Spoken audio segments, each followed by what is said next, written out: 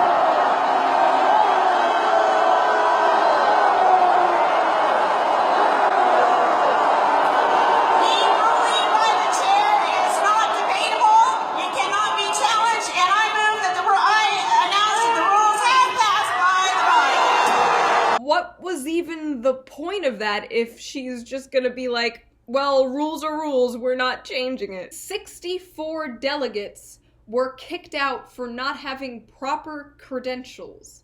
It just so happened those 64 delegates were Sanders delegates, thus putting Hillary Clinton in the lead with delegates. And we never found out exactly what those proper credentials were. Very cool, very normal. Then, after all this bullshit, it came time for the final vote, which again, for some reason, they used another voice vote. The county chairs, all those in favor say aye.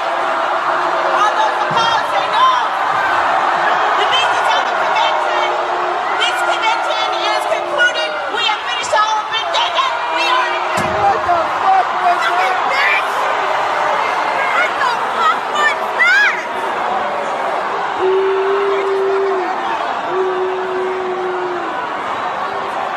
What the fuck? Now, it's very clear that the nays had it in that video, if you listen again. But they were very clearly ignored. She didn't even listen. She didn't even take time. She slammed the mallet and walked away, letting the yays have it. The police then came and threatened everyone to leave or else they'd be arrested. Awesome! So Bernie supporters were helpless. They couldn't do anything. They literally watched the shit get rigged right in front of their faces. So what did the media choose to focus on? The media made up a story about Bernie supporters throwing chairs. This never happened. Even the person who first came out with the story admitted that they had no proof of this happening. The closest proof they had was somebody lifted a chair and then slowly put it down. But MSNBC